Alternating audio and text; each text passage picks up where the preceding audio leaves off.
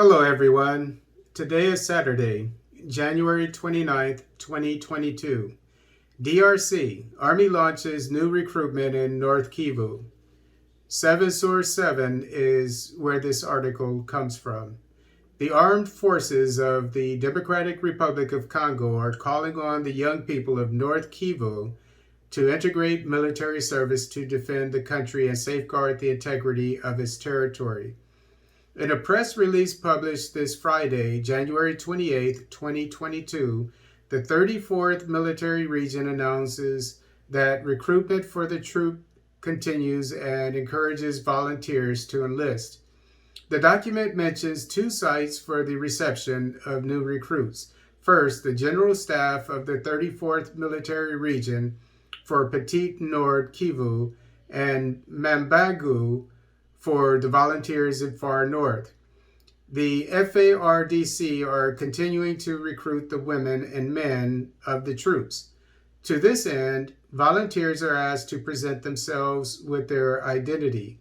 That said, the FARDC call on all those who have already registered to report to the places indicated each Monday and Friday from 9 a.m.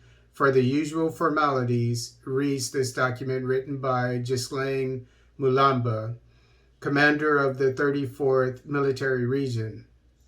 Faced with the terrorist threat shaking the Beni region, the person in charge of this operation within the army in North Kivu had insisted during another recruitment campaign on October 12, 2021, on the importance of the young of the region to join the armed forces rather than the militias. Here we are, it is burning. Dear young people, come many. Let's realize, let's not think that young people from other provinces will come and die in our place. Now is the time to officially join the FARDC instead of going to join the armed groups, he said. However, despite all these calls, as in the past, recruitment in the East still faces technical and financial constraints. Despite their clear desire to register with the FARDC, many young people are dissuaded by the slowness of the recruitment process and their training. Okay, so this is a far cry from what we saw with the Ugandan forces. The budget was approved for a whole year starting this summer. So starting this summer, the Ugandan military, that's operating in with the FARDC,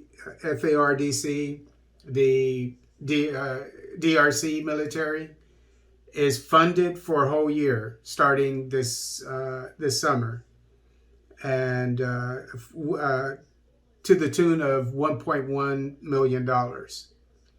So, and they know what they're going to buy. They said it's to buy equipment, to pay for the troops, etc.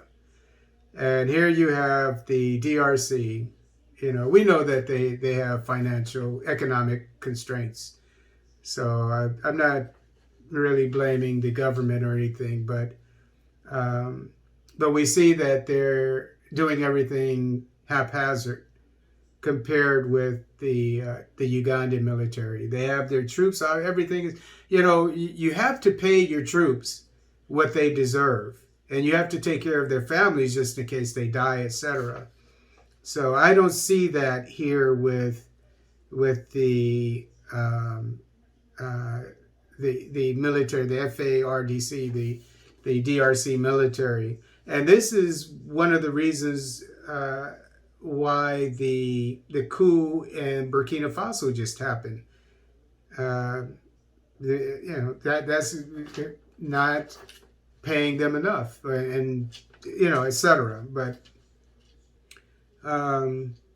it's really sad, and to be honest with you, they wouldn't even have to be this specific about who they recruit. They could just, just like in the U.S. military.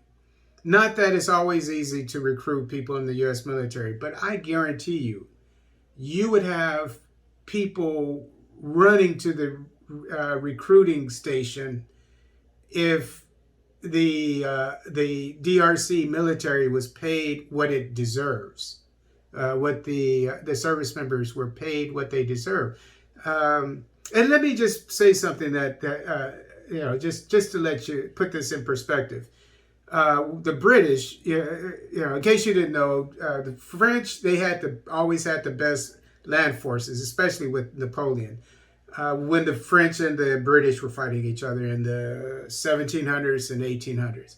The British always had the better navy, so that's why they canceled each other out. Neither one could really defeat the other. But the reason why the British had such a strong military, a strong navy in particular, is because they were paid well. So all African leaders need to take this to heart. If you want a strong military, if you want a strong economy, if you want a strong government, a strong, safe country, you need to pay your troops what they deserve. You need to make it attractive for them. I know this from experience. And this is not going to cut it. I mean, they're begging these people to join the military when in a country that, from what I understand, has an extremely high unemployment rate. So you have, it even said that they would love to do it, but obviously they're not compensated. So it's just food for thought.